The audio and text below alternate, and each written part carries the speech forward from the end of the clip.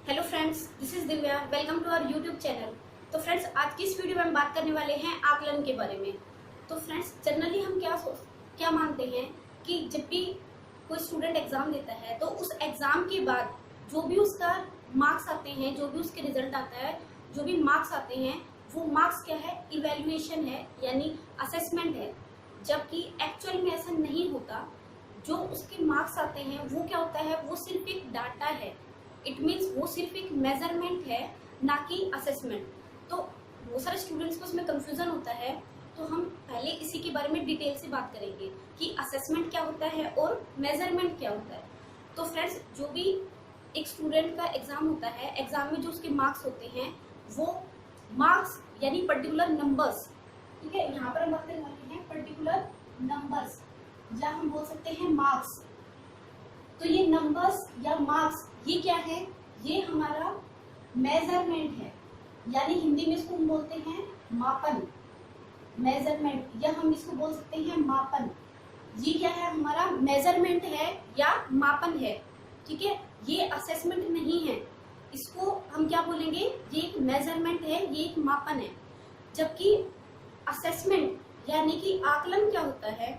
आकलन होता है जो हमें ये डाटा मिला है, मेजरमेंट के बाद जो हमें ये डाटा मिला है, ये जो मार्क्स मिले हैं उसके, उस मार्क्स को इवेल्युएट करना।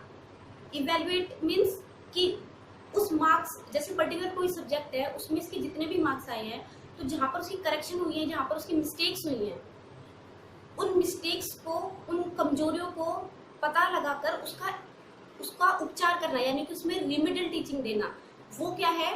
वो हमारा असेसमेंट होता है। इट मीन्स पहले जो हमारा मेजरमेंट यानी डाटा जो हमें मिला है, उस डाटा को इवेल्युएट करना, दोबारा से पुनरावलोकन करना, यानी दोबारा से उसका इवेल्युएशन करना, वो क्या है? वो असेसमेंट कहलाता है। दूसरी चीज, इसके अंदर ना सिर्फ हमारे नंबर यानी कि सिर्फ इवेल्युएशन ही नहीं, इसके अंदर हमारा इवेल्युएशन ही नहीं, बल्कि इसके साथ साथ जो भी हमारा कैरिकुलर और को कैरिकुलर एक्टिविटी, दोनों को इंक्लूड किया जाता है। अब आप यहाँ पर कंफ्यूज नहीं होंगे। यहाँ पर आपको ध्यान रखना है कि जो सिर्फ कैरिकुलर नंबर्स हैं, यानी कि कैरिकुलर एक्टिविटी वाले जो नंबर है, सिर्फ जो मार्क्स हैं, जो डाटा है, वो क्या है? वो मेजरमेंट है। जबकि असेसमेंट क्या है? असेसमेंट है हमारा कैरिकुलर प्लस को कैरिकुलर एक्टिविटीज। को कैरिकुलर एक्टिविटीज मीन्स कैरिकुलर पाठ्य क्रियाएं प्लस सह पाठ्य क्रियाएं, कैरिकुलर प्लस को कैरिकुलर एक्टिविटीज। ये क्या है? ये हमारा असेसमेंट कहलाता है। तो आपको यहाँ पर कंफ्यूज नहीं होना है, ध्यान से इस चीज को समझना है कि मेजरमेंट एक अलग टर्म है और असेसमेंट एक अलग टर्म है। मेजरमेंट क्या है? सिर्फ डाटा कलेक्ट करना, मार्क्स के बेसिस पे किसी को जज करना, वो मेजरमेंट है। जबकि उसको इवेल्युएट करना, उन मार्क्स को दोबारा से इवेल्युएट करना कि उसकी कहाँ कहाँ वीकनेस रह गई है, उन सबको इवेल्युएट करना, या किस फील्ड में उसने बहुत अच्छा काम किया है, बहुत अच्छी अचीवमेंट ली है, और हमें उस जो भी उसकी वीकनेस आई है, जो भी उसकी पर्टिकुलर टॉपिक में वीकनेस है, तो उसको कैसे दूर करना है, कैसे उसकी रिमेडियल टीचिंग करानी है, ये सब चीजें किसके अंदर आती हैं? ये आती है हमारी असेसमेंट के अंदर। तो असेसमेंट को एक तरह से हम इवेल्युएशन मान सकते हैं, लेकिन मेजरमेंट एक अलग टर्म है और असेसमेंट एक अलग टर्म है। आपको यहाँ तक क्लियर हो गया होगा। असेसमेंट के अंदर हम क्या इंक्लूड करते हैं? कैरिकुलर प्लस को कैरिकुलर एक्टिविटीज को, यानी कि पाठ्य क्रियाएं प्लस सह पाठ्य क्रियाएं को। अब बात करते हैं हम इसकी। आकलन जो होता है, हमारा असेसमेंट होता है, वो दो टाइप का होता है, दो प्रकार का होता है। पहला हमारा निर्माणात्मक आकलन, जिसको हम इंग्लिश में बोलते हैं फॉर्मेटिव असेसमेंट, ठीक है फ्रेंड्स। फॉर्मेटिव असेसमेंट यानी निर्माणात्मक आकलन। अब बात करते हैं कि फॉर्मेटिव असेसमेंट क्या होता है, और दूसरा होता है हमारा समेटिव। जनरली वैसे आप सबको पता होगा कि जो भी हमारे स्कूल्स में एग्जाम होते हैं एक एकेडमिक ईयर के अंदर, वो कितनी बार, जिसको हम FA बोलते हैं, तो वो 4 टाइम्स होते हैं, 4 बार होते हैं। वो FA ही हमारा फॉर्मेटिव असेसमेंट है, ठीक है फ्रेंड्स, जिसको हम एक तरह से यूनिट टेस्ट के रूप में भी इंक्लूड कर सकते हैं। जबकि जो हमारा हाफ ईयरली या ईयरली जो एग्जाम होता है, उसको क्या मानते हैं हम? वो हमारा समेटिव एग्जाम होता है, जिसको हम essay बोलते हैं, essay 1 और essay 2। तो एक साल के अंदर 2 बार essay होता है और 4 बार FA होते हैं। तो अब इसके बारे में थोड़ा डिटेल से समझेंगे हम। ये टॉपिक जो है बहुत इंपॉर्टेंट है, क्योंकि एग्जाम में हर बार आता है, हर बार एग्जाम में ये क्वेश्चन आपसे पूछते ही हैं। तो आपको बिल्कुल ध्यान से समझना है, और मैंने एग्जैक्ट यहाँ पर वर्ड्स को लिखा हुआ है, ताकि क्योंकि एग्जाम में आपको डायरेक्ट पूछा जाएगा, इन्हीं वर्ड्स में से आपको मिलेगा एग्जाम में। तो अब बात करते हैं फर्स्ट कि फॉर्मेटिव असेसमेंट क्या होता है। तो फ्रेंड्स, फॉर्मेटिव असेसमेंट का फर्स्ट पॉइंट है हमारा सीखने के लिए आकलन, यानी कि असेसमेंट फॉर लर्निंग। अब यहाँ सीखने के लिए आकलन और एक सीखने का आकलन, इनमें डिफरेंस है। यानी सीखने के लिए आकलन क्या होता है, सीखने का आकलन क्या होता है, इसको क्लियर करना है। ये बहुत बार पहले एग्जाम में आ भी चुका है, तो आपको ध्यान से समझना है इसको। सीखने के लिए आकलन यानी असेसमेंट फॉर लर्निंग। तो सीखने के लिए आकलन क्या होता है, फॉर एग्जाम्पल ऐसे समझते हैं, जैसे कि हम कोई डिश बनाते हैं, ठीक है, कोई भी हम नई डिश बनाते हैं, चाहे वो स्वीट डिश है या कोई स्पाइसी डिश बनाते हैं हम, तो उसमें क्या होता है, हम कोई भी नई रेसिपी जब हम टेस्ट करते हैं तो हम बार बार बीच बीच में क्या करते हैं, हम उसमें टेस्ट करते रहते हैं कि जैसा हम बनाना चाह रहे हैं उस रेसिपी के अकॉर्डिंग ये सही बन रहा है या नहीं। ठीक है, आपको ध्यान से समझना है कि जब भी हम कोई नई रेसिपी ट्राई करते हैं तो उसमें क्या होता है, हम बीच बीच में टेस्ट करते हैं, जैसे कि इसके अंदर साल्ट प्रॉपर है या नहीं, या स्पाइसेस प्रॉपर है या नहीं। तो क्या होता है, अगर वो चीजें कम होती है या प्रॉपर नहीं होती तो हम उसमें और इंक्लूड कर देते हैं, उसमें और डाल देते हैं। तो यही चीज क्या है, बार बार हम उसको टेस्ट करते हैं, चेक करते रहते हैं कि ये सही बन रहा है या नहीं, सही बन रहा है या नहीं। तो ये चीजें क्या है, ये ही हमारा फॉर्मेटिव असेसमेंट होता है। ठीक है, यानी कि सीखने के लिए आकलन होता है। वहां पर हमारा प्रोजेक्ट पूरा नहीं हुआ है, वो तैयार हो रहा है, और हम बीच बीच में ये उसको क्या कर रहे हैं, इवेल्युएट कर रहे हैं, ताकि वो चीज सही तरीके से बने। तो ये क्या है हमारा, ये होता है सीखने के लिए आकलन। ठीक है, असेसमेंट फॉर लर्निंग। और जब वो बन जाता है पूरा, तो उसके बाद हम उसको टेस्ट करते हैं। ठीक है, हम उसको लास्ट में टेस्ट करके देखते हैं, जब पूरा बनने के बाद कि अभी कैसा बना है, तब हम उसका जो इवेल्युएशन करते हैं वो होता है हमारा समेटिव असेसमेंट। मीन्स यहाँ पर आपको क्लियर हो गया होगा, जो भी उस पूरे प्रोसेस के दौरान, यानी कि हमने कोई रेसिपी ट्राई की, तो उसके पूरा प्रिपेयर होने, उसके पूरा रेडी होने तक, उस प्रोडक्ट के पूरा रेडी होने तक हमने बीच में जो भी जितनी बार भी उसका इवेल्युएशन किया, उसमें कुछ इंक्लूड किया, उसको टेस्ट किया, वो सब क्या है, वो सब फॉर्मेटिव असेसमेंट है। ऐसे ही एक स्टूडेंट का पूरे एकेडमिक ईयर में बार बार कई बार इवेल्युएशन होता है, यानी पूरी टीचिंग के पूरे एक साल के दौरान उसका कई बार इवेल्युएशन होता है, उसका कई बार टेस्ट होता है। उसे हम क्या बोलते हैं, निर्माणात्मक यानी कि फॉर्मेटिव असेसमेंट बोलते हैं। तो आपको यहाँ पर क्लियर हो गया होगा कि फॉर्मेटिव असेसमेंट क्या है, कि जो पूरे टीचिंग के दौरान चलता है, पूरे एकेडमिक ईयर के दौरान चलता है। ठीक है, वो क्या है हमारा, वो है हमारा फॉर्मेटिव असेसमेंट। और ये पूरा प्रोसेस, यानी कि एक एकेडमिक ईयर या हाफ ईयरली जो सेशन हो जाता है हमारा, 6 मंथ्स का जो सेशन हो जाता है, सेमेस्टर हो जाता है, तो उसके बाद जो हमारा एसए होता है, यानी सबमिटिव असेसमेंट, वो ही हमारा जो लास्ट में एग्जाम होता है 6 मंथ्स के बाद, या हाफ ईयरली बोलते हैं जिसको, या ईयरली। ठीक है, तो वो जो फाइनल एग्जाम जो होता है हमारा, उसको क्या बोलते हैं, समेटिव असेसमेंट बोलते हैं। तो आपको यहाँ पर एक छोटा सा एग्जांपल दिया था, आई होप आपको क्लियर हो गया होगा। तो ये टर्म आपको एज इट इज ध्यान रखनी है, अच्छे से समझ में आ जानी चाहिए कि सीखने के लिए आकलन और सीखने का आकलन दोनों में डिफरेंस है। सीखने के लिए आकलन ये होता है फॉर्मेटिव, यानी कि इसको आप ये बोल सकते हैं कि टीचिंग के दौरान, मतलब पूरे एक एकेडमिक ईयर के दौरान। ठीक है, जो भी असेसमेंट जितनी बार भी टेस्ट होते हैं, जैसे चाहे वो यूनिट टेस्ट है, चाहे वो हमारा कोई क्लास टेस्ट है, या कोई को करिकुलर एक्टिविटी के अंदर जैसे कोई असाइनमेंट, कोई प्रोजेक्ट दिया हमने, उसको इवेल्युएट कर रहे हैं हम, तो ये सब चीजें क्या हैं, ये सब चीजें हमारी आती है फॉर्मेटिव के अंदर। ठीक है फ्रेंड्स, और जो फाइनल यानी सिर्फ अचीवमेंट को टेस्ट किया जाता है जिसके अंदर, वो क्या होता है, वो होता है हमारा समेटिव, जो कि हमारा हाफ ईयरली या ईयरली में होता है।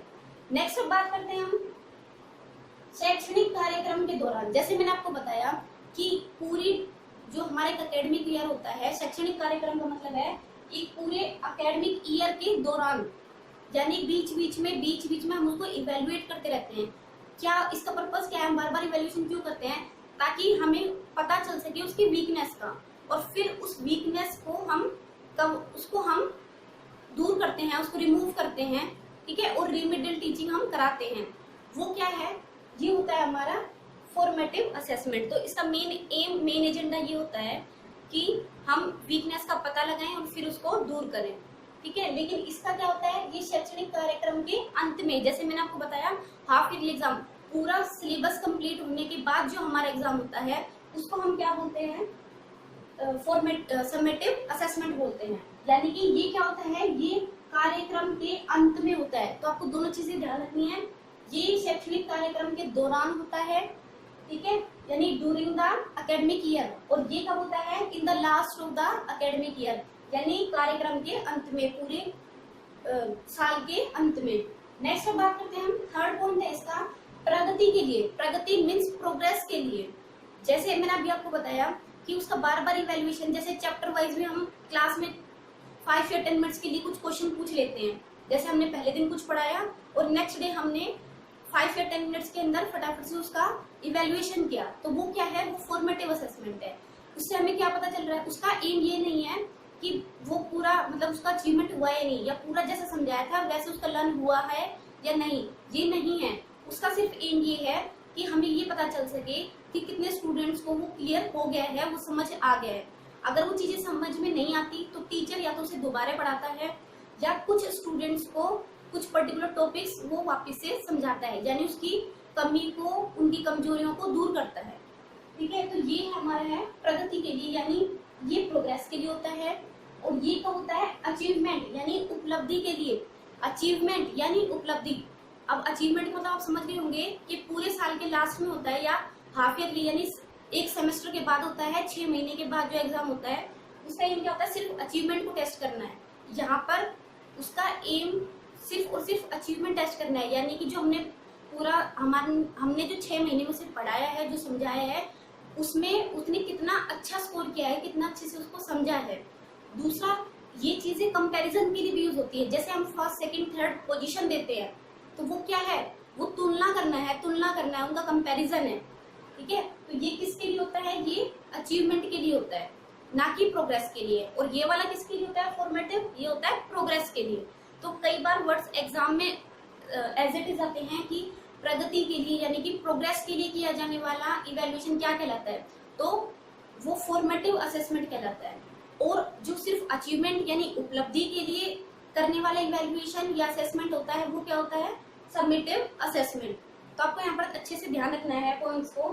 नेक्स्ट बात करते हैं इसकी प्रकृति कैसी होती है, मीन्स इसका बिहेवियर कैसा होता है।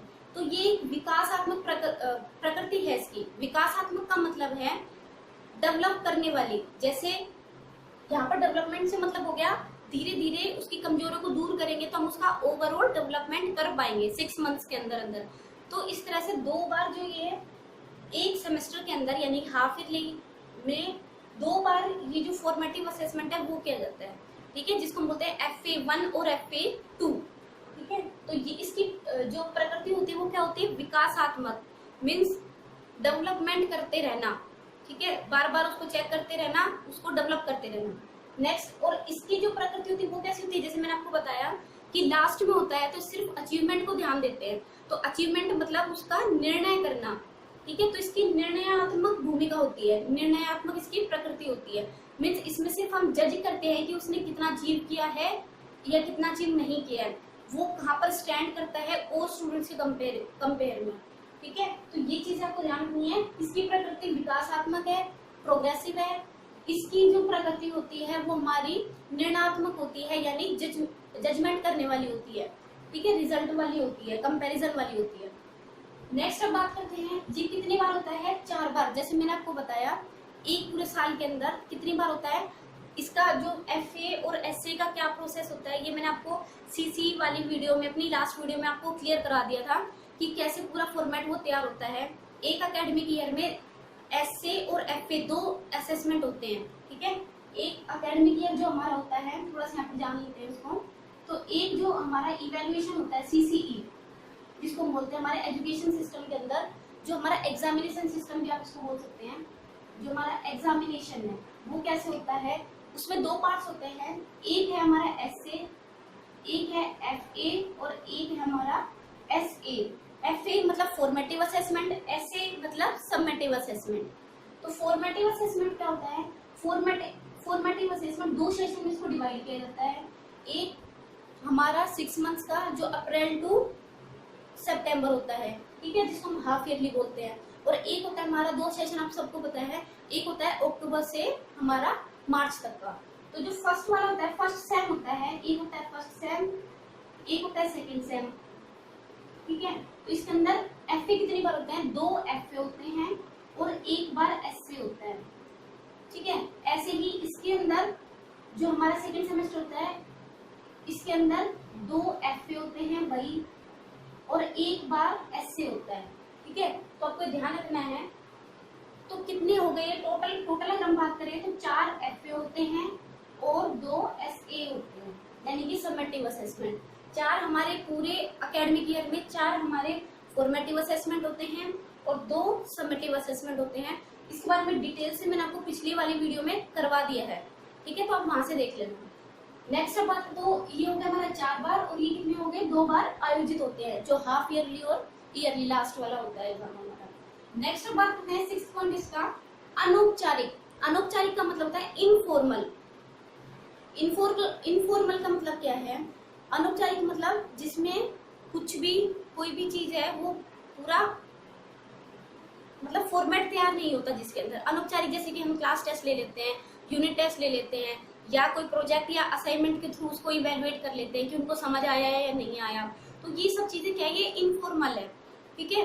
ये पर्टिकुलर एक फॉर्मेट के अंडर नहीं की गई है, ये सिर्फ एक इनफॉर्मल सी चीज है कि हम जर्नली किसी से पूछ लेते हैं क्वेश्चन, ठीक है। तो वो क्या है, कोई भी चैप्टर से रिलेटेड कुछ भी हम पूछ लेते हैं तो वो तुरंत क्या हो गया, जो इंस्टेंट होता है वो अनौपचारिक है, इनफॉर्मल है, ठीक है।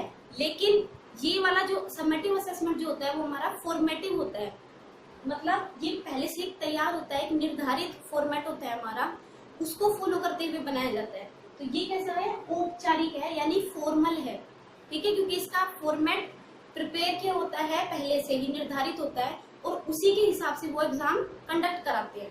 तो ये क्या है, ये औपचारिक है और ये अनौपचारिक है, यानी ये इनफॉर्मल है। जैसे मैंने आपको बता दिया, क्लास टेस्ट है, यूनिट टेस्ट है, ठीक है। नेक्स्ट अब बात करते हैं अल्पकालिक, यानी ये थोड़े समय के लिए होता है। जैसे मैंने आपको बताया कि हम पहले कुछ पढ़ाते हैं और नेक्स्ट डे आके उनसे थोड़ा इवेलुएट कर लेते हैं, क्वेश्चन पूछ लेते हैं, तो ये क्या है, बहुत थोड़े समय के लिए हो गया। या यूनिट टेस्ट होता है तो कभी हम 20 मिनट्स में 30 मिनट्स का ही यूनिट टेस्ट रखते हैं, यानी कि उसमें 5 क्वेश्चन 10 क्वेश्चन ही इंक्लूड करते हैं, ठीक है, अपनी सुटेबिलिटी के हिसाब से कि बच्चों को जितना हमने पढ़ाया है उसके हिसाब से। तो ये क्या हो गया, ये अल्पकालिक है, यानी कि थोड़े समय के लिए, जैसे 5 मिनट 10 मिनट्स 20 मिनट्स, यानी कि इसकी अवधि जो होती है वो निर्धारित नहीं होती, थोड़े समय की होती है।